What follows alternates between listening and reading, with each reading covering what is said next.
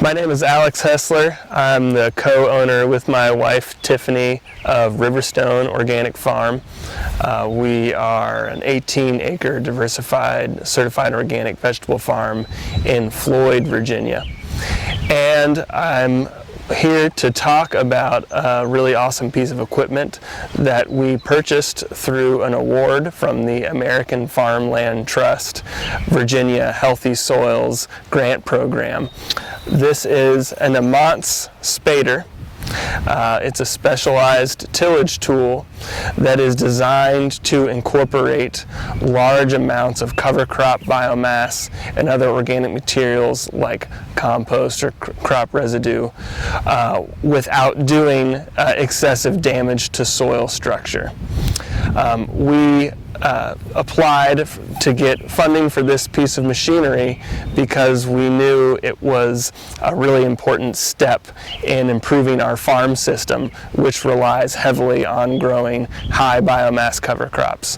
And what I mean by high biomass is rather than terminating the cover crop with mowing or tillage when it's really small, we allow our cover crops to get as big as we possibly can, 4 to 6 feet tall, because we're interested in the cover crop producing as much biomass as possible to add organic matter to the soil, cover the soil for as long as possible, and in the case of legume cover crops, add nitrogen back to the soil. One of the challenges with growing cover crops is in a tillage-based system, which most scaled up vegetable production is, cover crops produce a material that has to be mixed into the soil and decomposed prior to subsequent steps in preparing the field, like making raised beds or transplanting or seeding. And when the cover crop is very small, it might only take a couple weeks for it to break down and the farmer to be able to make subsequent passes in the field. But when you produce a large amount of biomass, and we're talking 6,000 to 10,000 pounds to an acre, that can be a huge barrier to preparing the field. Not a lot of equipment can handle chewing through that much residue. Something like a disc can get clogged up, or a moldboard plow can get clogged up. It might take multiple passes with a disc or a moldboard plow to actually mix it in thoroughly. And the cover crop material needs to be mixed into the soil so the microbes can break it down and make it decompose.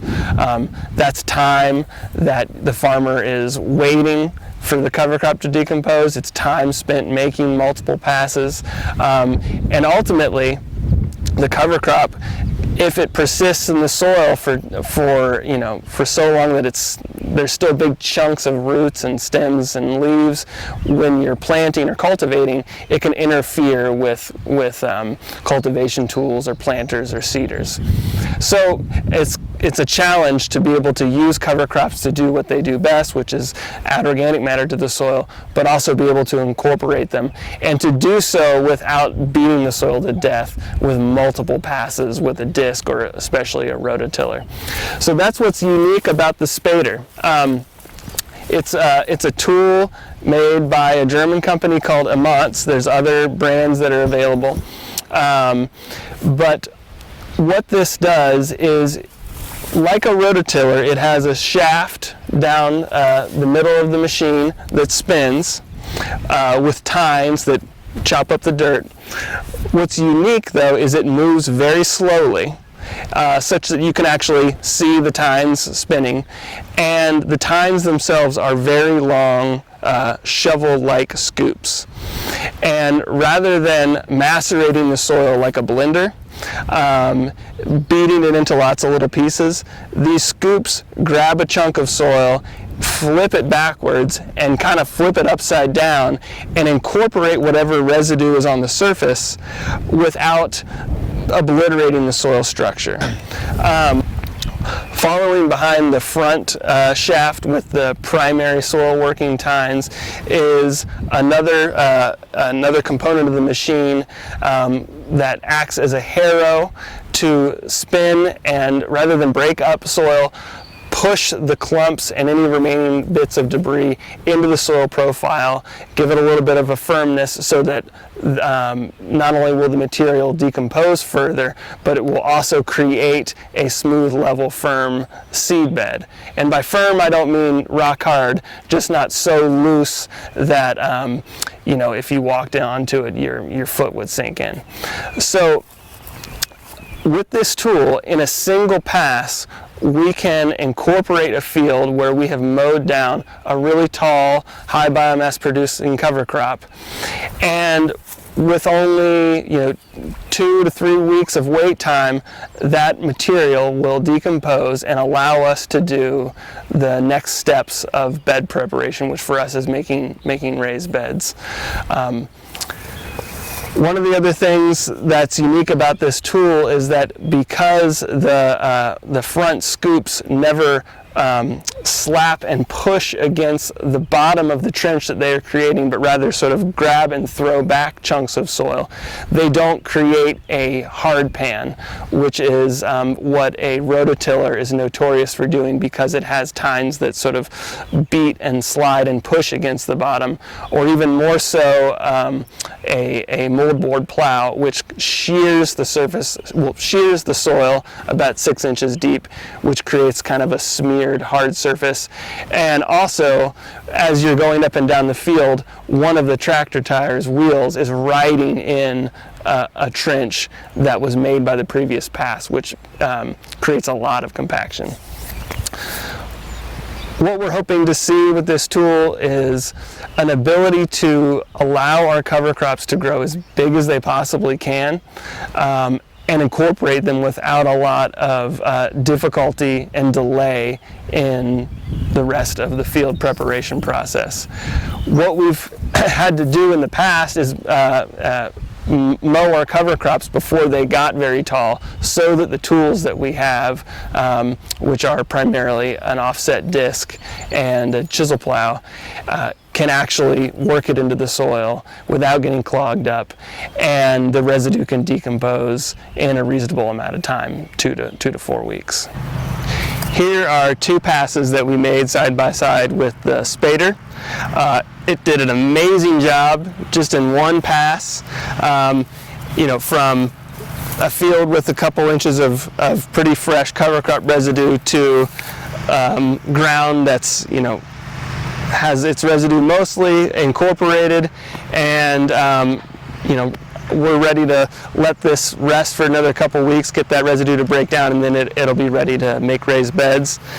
If you dig around in here, you can see that the soil is sort of well broken up, but it's not just totally obliterated and excessively fine like what a rototiller would do. There's still some decent sized chunks and a lot of like crummy little aggregate nubs, and you can see that the residue is really homogeneously mixed in with the soil. It's not laying on the surface, and it's not buried at the bottom like it would be if you moldboarded it. It's just really evenly mixed in. So we're really happy with that. This is our offset disc. This is a tool we've had for about 4 years that has been what we use for primary tillage. It's a really heavy piece of equipment. It's got really tall, about 20-inch in diameter discs, and it does a good job of doing kind of your initial tillage pass. However, it really does not handle heavy cover crop residue well. Now granted, I'll admit that the front discs are kind of worn out. They should have these big notches, which would help it cut better, so that would probably help it work in cover crop residue better. But we've always used this as our first pass to work in cover crop residue, mix it up with the soil, but it just leaves a lot of material on the surface, and when that cover crop material is left on the surface, it takes forever to break down. It needs to be well mixed in the soil to break down. So in a typical year, we'll make 2 passes with this over the field, and then in 3 weeks or so, after the residue is broken down a little bit more, we'll make another pass. Usually that's followed by a chisel plow that does a little bit more deep tillage than the disc does. Still, the field is left in pretty rough condition. We might follow it with another finishing disc, which has smaller discs and kind of chops the soil up and levels it out a little bit more. And by then, we might be ready to make raised beds or lay black plastic mulch. But it just takes a lot more work, a lot more passes, more time, and ultimately more destruction of the soil structure to go from a field where we mowed a cover crop to a field that's ready to make raised beds. Also, an offset disc is known for creating a hard pan if it's used excessively over time, because these discs, as they're traveling, they kind of shear against the soil at their bottom working depth, and that's something that we have to address by using the chisel plow or every few years with the subsoiler. So these are 2 passes side by side with the disc, and it brought a little bit of soil up and covered some of the residue, but there's still a lot on the surface that's not going to break down quickly. And I actually tried to make a second pass on top of the first pass, and you can see right over here that the residue and the soil sort of balled up, and I ended up just kind of plowing it out of the way and making this big divot. So it's going to take a few weeks before we can come back out here again, use the disc again, follow that up with the chisel plow, probably follow it up with the with a conditioning disc, and then we could make raised beds. But I know that this residue is just not going to decompose as thoroughly as we would like. So what we have gone to before we had the spader is mowing our cover crops when they're a lot shorter, so that we can avoid this challenge. And now with the spader, we're able to let a cover crop get 4 feet tall, 5 feet tall, mow it down, and just work it in, no problems. This is a tool that we've owned for a couple years now. This is called a stone burier. It's made by Massino. There's a lot of other brands out there. Farigo is another popular one. And this is a specialized tillage tool that is specifically designed for incorporating and burying stones or residue, crop residue. We bought this before we had the spader, and it has had a tremendous benefit on our ability to make quality, consistent raised beds. We have a decent number of rocks on our farm because we're river bottom land, and we were finding that the stones that were remaining on the surface after preparing raised beds were obstructing with seeding, transplanting, and cultivation. So we bought this to help address that issue. It is similar to a rototiller, except instead of the tines spinning forward, they spin in a reverse direction, and they grab the soil, throw it back against this set of tines. They're sort of like these long metal shafts that are on springs. And what happens is when rocks or debris hit those tines, they fall down into the trench that's created by the rototiller. Meanwhile, the fine soil material passes through the spaces between the tines, or selector rakes is probably a better term for them. And that finer material lands on top of the stones, and what you end up with is a bed that has only soil on the top with all the stones buried about 4 or 5 inches down. The really neat thing about this is it also buries residue, particularly crop residue, anything that's chunky and can't pass through the selector rakes, just like a rock. So what we're able to do in these tunnels that we can drive our tractors through, or even in the field, is mow a crop down and immediately in one pass be able to go through and incorporate that residue and create a perfect bed that's ready for being planted again. What's really nice about that is we don't have to do multiple passes with different types of machinery to work the crop residue in. If we wanted to plant another crop, we can just do it in one pass.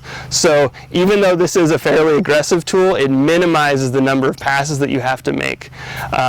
And it means that we can flip from one crop to the next very quickly. And oftentimes we'll add, obviously, different types of organic amendments, but even compost. One of the challenges with this tool is, though it can take a field that's sort of not in really perfect condition, maybe chunky, a little bit of residue, and make really nice beds, it does not handle lots of cover crop residue very well. So in the field that we were looking at with the spader and the disc, where there's a couple inches of fine rye straw that's been chopped up, that will clog these selector rakes. It's almost like the dirt and the cover crop residue mixed together, and especially if it's wet, it forms like a sticky cob, and it just clogs the space between the selector rakes, and then the tool doesn't really function well at all. Everything just kind of like backs up and then flows under the rakes, and you don't bury any of the stones or residue. It's all just mixed in on the surface and everywhere. So even though this tool has been amazing and makes beautiful beds, we still have to use the disc and the chisel plow to incorporate cover crop residue, and that step has been a challenge. So the spader, which is an extremely effective tool for working in the residue and doing so in one pass without macerating the soil, creates the perfect conditions for this tool, which is a little bit more aggressive, but again creates a perfect bed in one single pass, in one instant. Those two have really been working together nicely. And in this tunnel, which was just built last week, prior to this being constructed, there was a 4-foot tall rye vetch cover crop. It got mowed down, the tunnel was built, and yesterday we spread lime, spaded it in, the soil is clean, the residue's thoroughly incorporated, and now Brian's making 5 raised beds, and this could be planted today. We'll probably irrigate it, let some weeds grow, kill the weeds, and then plant later. Maybe, I'm not exactly sure what's going in this tunnel, but this has gone from a field with cover crops to a field with 5 perfect beds in just 2 tractor passes.